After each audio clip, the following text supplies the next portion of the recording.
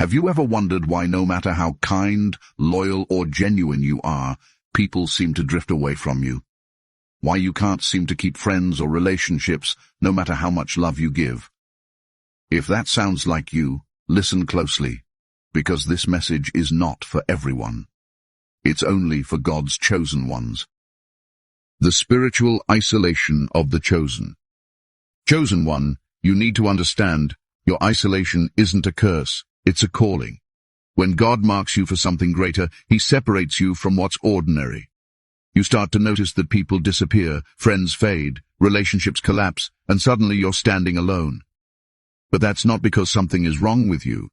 It's because your spirit no longer fits where it once belonged. God removes distractions when He's preparing you for elevation. You are not being punished, you're being purified. Think about it.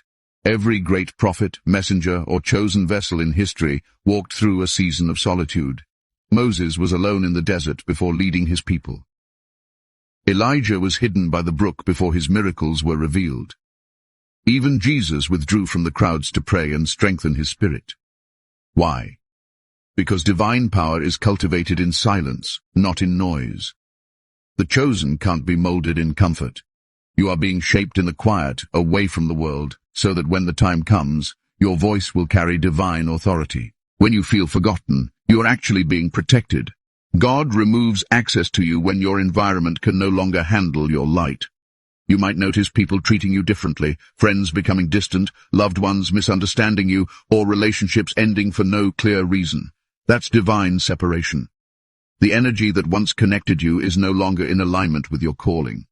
You are rising to a new level of consciousness, and not everyone is meant to follow. Many of you cry out to God asking, "Why am I always alone?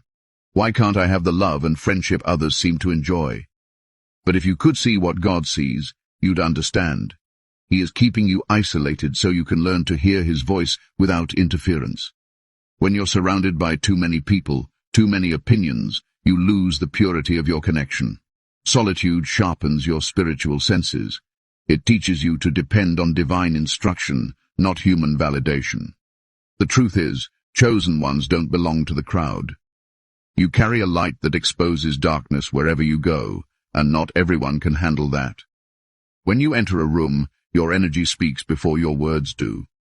People either feel drawn to you or unsettled by you because your spirit awakens something within them, something they're not ready to face. That's why some people avoid you without reason. They feel your light, but they don't understand it.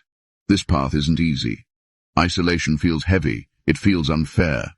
But God never isolates without purpose. Every tear you've shed in silence has watered the soil of your spiritual growth. Every lonely night has been a divine classroom where your soul learns endurance, patience, and trust. In this space of solitude, you're being refined, your faith strengthened, your discernment sharpened, your heart purified. Remember this: God hides His most powerful warriors before revealing them. He takes His chosen ones into seasons of stillness so they can grow roots deep enough to handle the weight of their destiny. So don't fight your isolation. Don't rush to fill it with people or noise. Instead, embrace it as your divine training ground. Because the moment you accept your solitude as sacred, you'll start to feel peace where there used to be pain. You are not alone. You are simply being set apart.